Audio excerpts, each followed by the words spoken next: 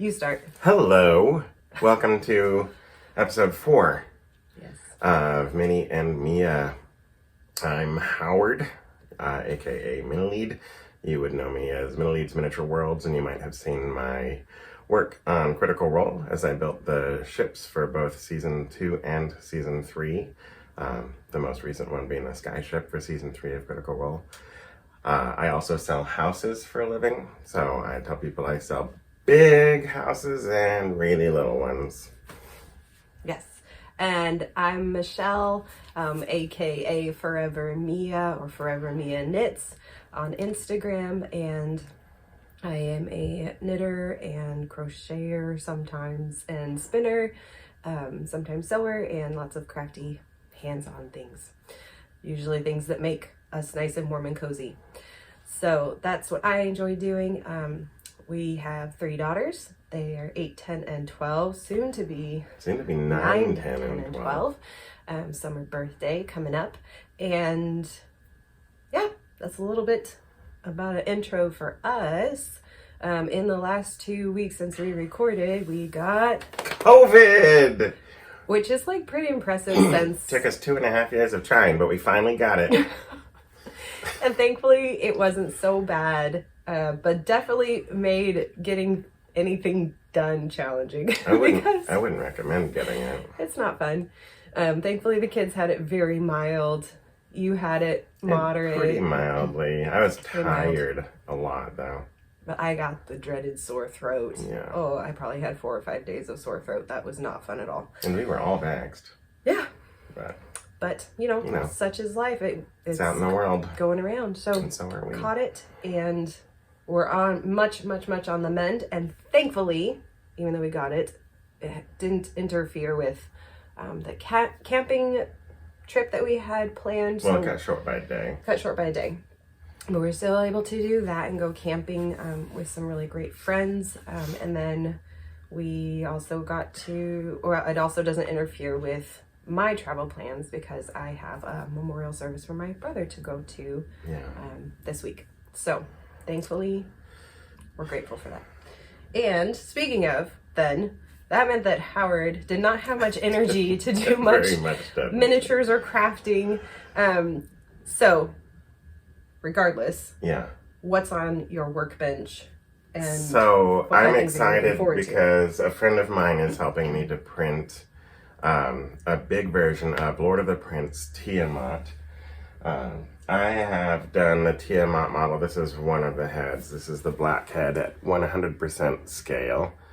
And I'm doing it at 175%. So this is that same model. Here's the head up close there. You can see how much larger that is. But I'm really excited to have the wings, which are just too large for my printer to do. And then he's also printing the rest of the tails for me.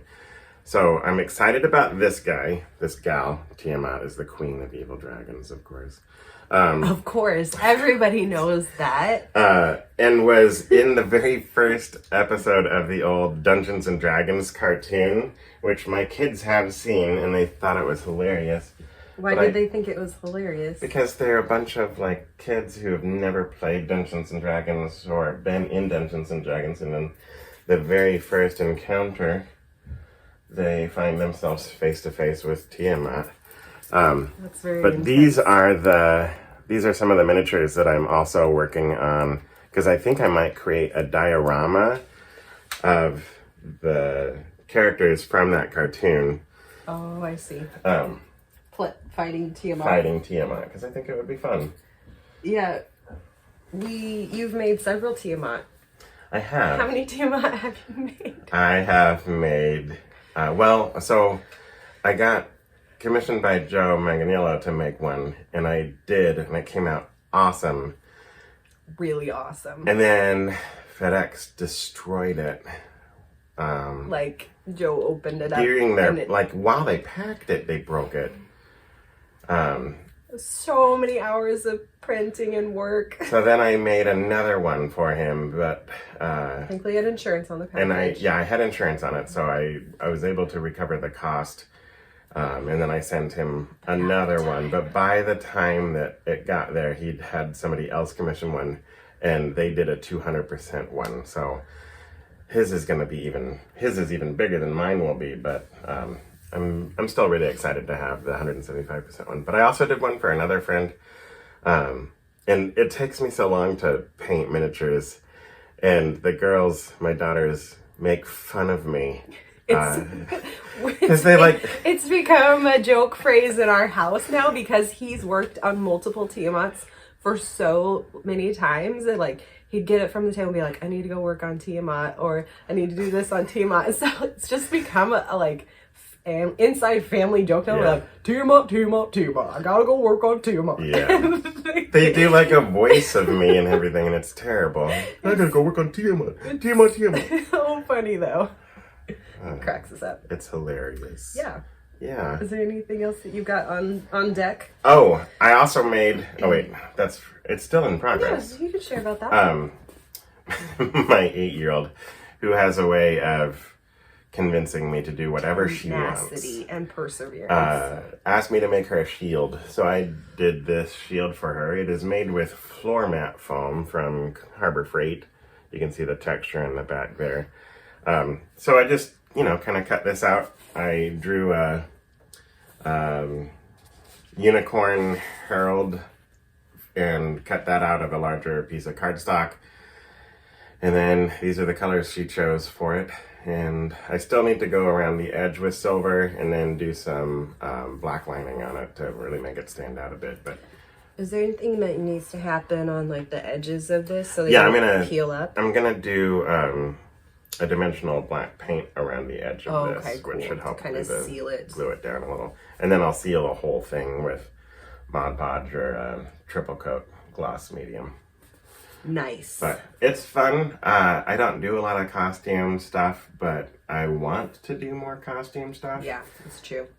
Basically, November 1st, Howard has a plan for what our next Halloween costume will be. But then we won't hear about it until like 2 or 3 weeks before Halloween, and then there's not enough time. I have these elaborate visions in my head of like amazing costumes I'm gonna make. I'm gonna spend all year procrastinating on making these costumes, and then. Well, then as soon as she got that one, then her sisters were like, "Oh, I want one too." So yeah, I want one with a dragon. I want one with a phoenix. Okay. So I've got more shields to make. Need to get more poster or cardstock for those. I actually have the shields cut out. And one of them is assembled. I just need to get the other material. Yeah. But yeah, our youngest for sure has a gift of galvanizing, and she's got lots and lots of creative ideas, and she will just persistently ask you until you get into action. With her big eyes. Please, please, please, please. It's pretty great. Yeah. How about you? You got this thing standing back here. Yeah, I just wanted to have something different behind us. This is the biggest print that I've done on my Anycubic Mega X, which I have found someone to pick that up for us.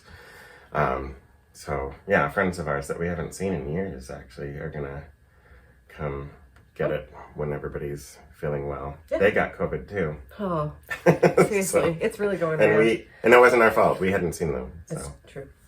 Yeah. Okay. How about you? What have you got going on? I know you finished some projects. Do you have anything on the? Do you want to see what's in progress first? Yeah, what's on the needles? So what's in progress first? I have great ambitions to do the Tour de Fleece, and then I was like, I don't have energy. So I've done 2 of the 11 days and spun. But this is I didn't show this last time. This is my pound of fiber. Yeah, you should come in my face when it's your turn to talk. And it's got lots of these little neps in it. So basically it would be kind of a gray tweed. Neps. When it's done. Is that what those little black dots are called? They're little. Neps? They're called neps. They're little. The wool is the light gray, and the viscose is all these little black bits, and they're called neps, and it makes a tweedy yarn. So, yeah, got that from Paradise Fibers, and since it is just a long-term project, it's just gonna take a while. We'll see if I get it done this month. Well, probably not, since I'm going to be out of town now for 4 days. I had intended, when we went camping, to bring a drop spindle with me. But then as soon as we got there, I was like, I don't actually want to do this because there's campfires going all the time, and it was like nice, like merino silk bamboo fiber. I was like, I don't want this to get smoky and gross and like, but instead I did cast on some socks because they're a little smoky, but I don't care. They're gonna go on my feet. So whatever, and it'll wash out some, it'll air out. So I started these socks while we were camping, and these are made with 2 different fibers. This one is from this is called Dragon Sock. Ooh, Dragon Sock. By Dragonfly Fibers. And it is in the Firecracker. See if Tiamat can put these on. Firecracker colorway. And it has these like just lots of jewel tones, like deep oranges and maroons and greens. And I got it because it reminded me of Molly Weasley from Harry Potter. And then it felt really perfect to pair it with this like redhead, pumpkin-y orange for the toes and heels and cuffs. Amazing. And this came from a mystery set from Murray Woolco that had like it was like a haunted house October set from last year that had like a really cool gray. And then this was like the pumpkin-y orange. And I was just like, that just looks really good together. Yeah. So those will go together. And I will work on those when I'm on the plane and on my trip this week. And that's all I've got. I have my other projects and I didn't touch them at all because when I show you what I got finished, that is why. Basically everything else that I've already shown went on hold because I had other projects that I wanted to get done. So can I ask you, yes, what have you done today to make you feel proud? I've done a good amount of things to make me feel proud, actually. So I finished a comfort blankie for my nephew. Mm-hmm. It's pretty big. This color was called Hugs and Kisses, which I thought was really sweet. And then I finished a comfort blankie for my niece. She said she liked grayish blue. And so this is with that super thick, chunky stuff. So yeah, it is perfect for just wrapping up. It's like 6 things of yarn, right? Yeah, it took 6 of those big, chunky yarns to make. But that big one only took you like 2 was hours like the fastest of all of these because you just finger knit it and just kind of chug along. I mean, you do, I don't. It takes, yeah, like 2 hours, which is just crazy. But then this was the big, much more elaborate piece. So let's see if I can get. You're gonna hold a corner out or something. Oh, I missed one end. Oh, you can fix that. Okay. There we go. Okay. Oh, that's the back. Whoop. So this is the Birds of a Feather shawl that I made for my sister-in-law. And the name of the colorway here, these whites with the gray and black speckles, is David, which is my brother who passed name. And then all the blacks that I had were just in my stash. Okay. So usually you just use 2 colors in this, but I wanted to add more. I think it looks really pretty. And, okay, on a scale from 1 to 10, what's the softness factor of this, Howard? Because it's got merino, it's got silk, it's got mohair. This is 3 puppies soft. That's a great. Wait, did you say out of 10? That's a great scale. 7 puppies. It is as soft as 7 puppies. Oh my gosh, you're so funny. So I feel like I talk about her every week, but this is from Sarah at Murray Company & Co. And this is what that colorway looked like. And then you're making something else with the rest of that. Yeah, there was enough left of this and of my little bits of black that I might be able to make a little pair of socks or a hat, something else with that same colorway. So that was the most time consuming. And because I'm flying down to see them, you won't get to block it today. Probably. I don't know that I'll get to block it, but it's so big anyways. I think it'll be okay. But I'm looking forward to giving them all of those gifts today in person. Okay. Well, that's all the projects. That's all the projects. Woo! I've been busy. I literally finished binding that off minutes before we recorded. So like, I gotta get it done. I'm going. We have places to go, things to do, people to see. Yes. And speaking of people, we're still just a month after the passing of your brother David. Yeah. And we want to talk to our friends and family because there are so many well-meaning and lovely, amazing people in our life, in our immediate community, who do love on us very well. Oh my gosh. We've been taken such good care of. We've been loved on so well. But there are also people who maybe don't know how to respond when someone that they know has suffered a loss like this. Yeah, a loss of any kind, but particularly a loss to suicide. It just has its own extra layer. There's some stigma to it. There's some, confusion as to how am I supposed to say anything? Should I just pretend that it didn't happen? Should I not say that person's name anymore because I don't want you to be sad? So we just want to, maybe address some of that kind of question. Yeah. And talk with people about what's really helpful and what is not as helpful. Yeah, so we were just hanging out with my mom and dad last night and asked them that question too. Like, what has been helpful, what's been unhelpful? So we just wanted to share some of our answers and some of their thoughts as well. And specifically, what would you want to hear from somebody who knows that you've had tragedy in your life, who knows about David's suicide? Totally. Who maybe you haven't seen in a while. Yeah. What would you want to hear from them or not hear from them? First and foremost, just acknowledging it in some capacity of just saying, I'm so sorry for your loss. Or opening the door to say, just the understanding of this one action was not the sum entirety of that person's life, and just saying, what was it like growing up with them? Or do you, are we happy to hear any memories you want to share? Even just knowing I'm here. Those kinds of phrases. And I'm even okay with, I have some friends who very love it. It's okay to say, how are you doing? It's such a common thing, but what makes it just that much more approachable, that much more kind, is to say, how are you doing in this moment? Because even just adding that little bit of how are you doing right now, or how are you doing in this moment, is the acknowledgement that our emotions are up and down all day long.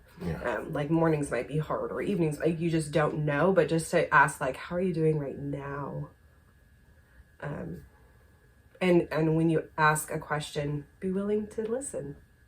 We definitely have a culture that asks questions and doesn't take the time to listen. So even just an acknowledgement of a condolence, or how are you doing in this moment, are two of the most, I think, helpful just conversational phrases to get started. What is most unhelpful is to not say anything. That is actually incredibly painful to have it not acknowledged at all. And that's been very few and far between that's actually happened. But it has happened, and it is a very lonely feeling. And that I would rather somebody awkwardly be like, how you doing today? Really happy. And then allow me to be like, not very well, than just to not say anything. To ignore you. To kind of ignore or feel like they couldn't talk to me at all. Or ask you questions that are completely unrelated. Yeah. So those are kind of the phrase things. As far as action things, just our family has noticed that the kindest way to take action is to just do something. So for example, my dad's boss didn't say, hey, is there anything I could do for you? Because our brains have been in such a fog, I can't even always know what to ask for. But instead his boss said, hey, I'm gonna come over and mow your lawn. And do you have any pets that need taking care of while you're out of town? At the time when we were in California. Or I had a dear friend just say, hey, I'm bringing you some gluten-free banana chocolate bread. Like, didn't ask permission, didn't say, do you want it? She was just like, I'm doing it.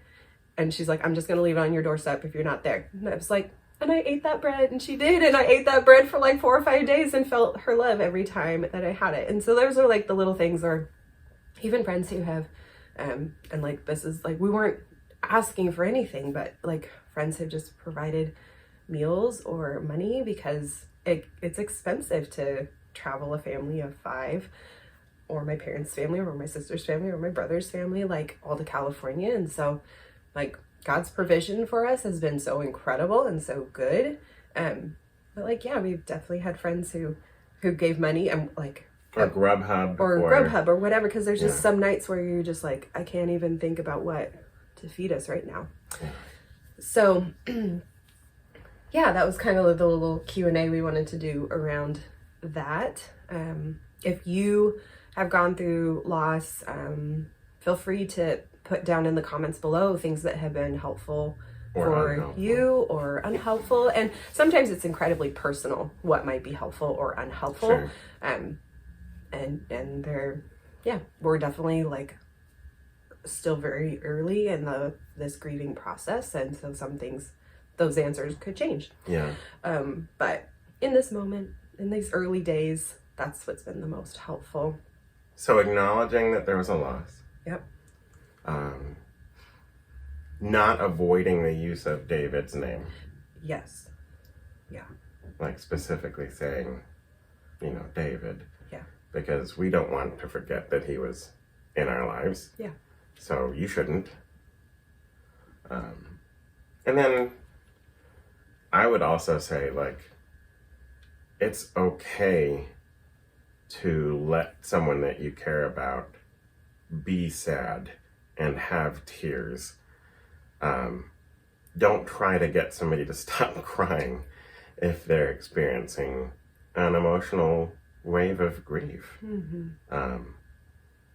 Because we're made to feel those feelings, and expressing grief is going to show up in so many different ways, and trying to stifle that is absolutely unhealthy. Yeah. And none of these things are pointed at anybody in particular. Right. These are just very generic thoughts. So if you're watching and you're a friend of ours and you're like, oh my gosh, are they talking about me? No, we're not. Unless you brought us banana bread with chocolate chips in it. In which case I am. You know who you are. We like you a lot. Yes, we do.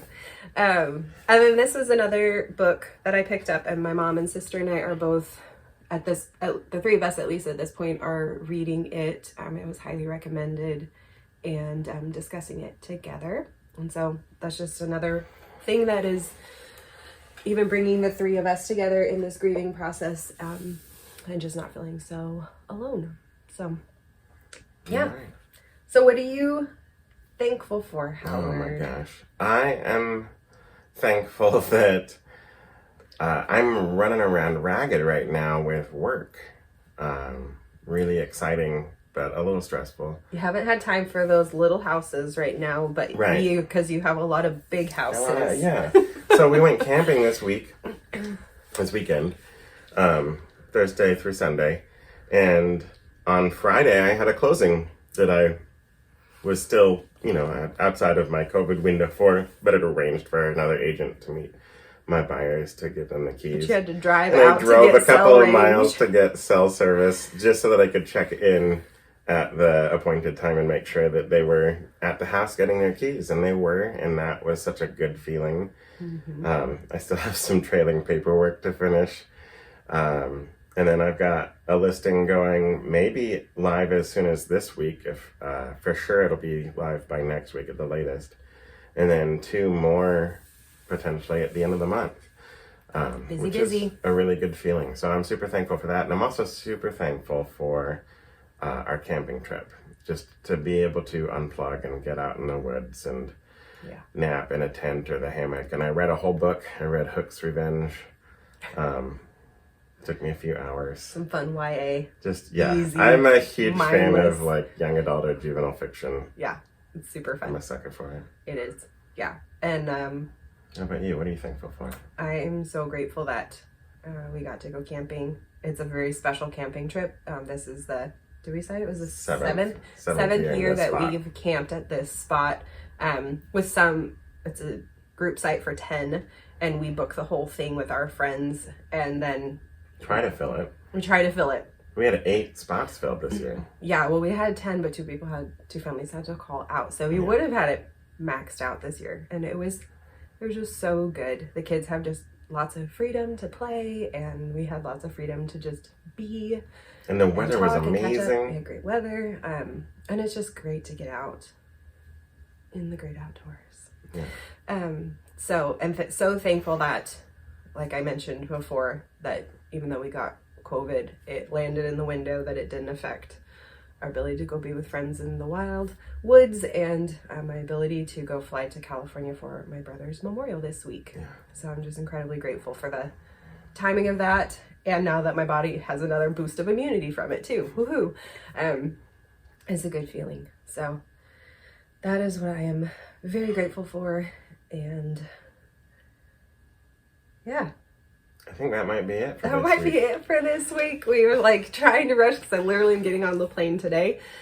Just wanted to get this in and a little update, and we'll see. We'll see how much you accomplish in the next 2 weeks. That we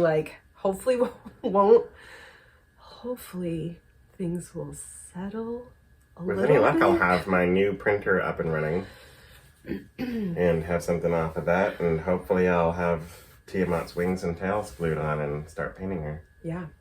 That's my hope.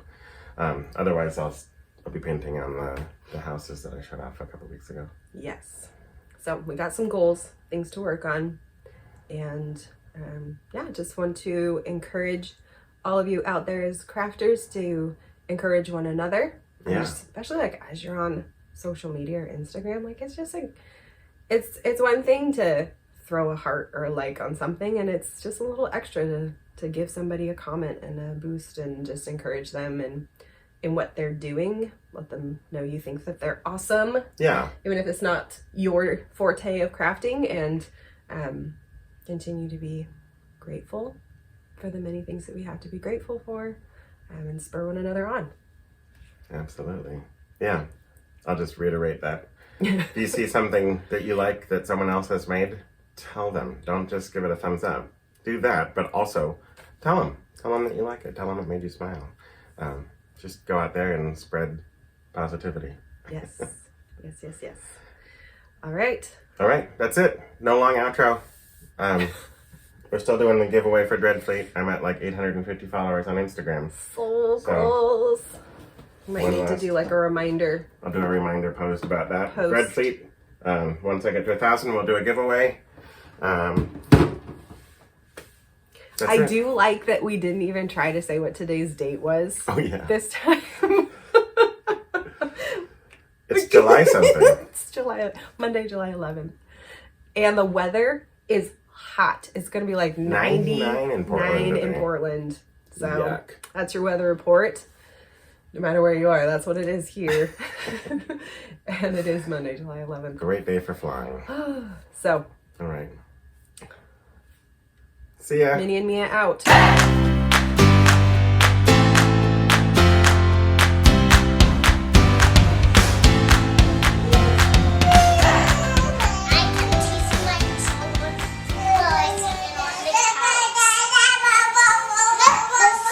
That part's coming up. The show is gonna start soon, but first, Catch. musical. Oh, yes. I'm gonna throw it at you. I can see your face on camera.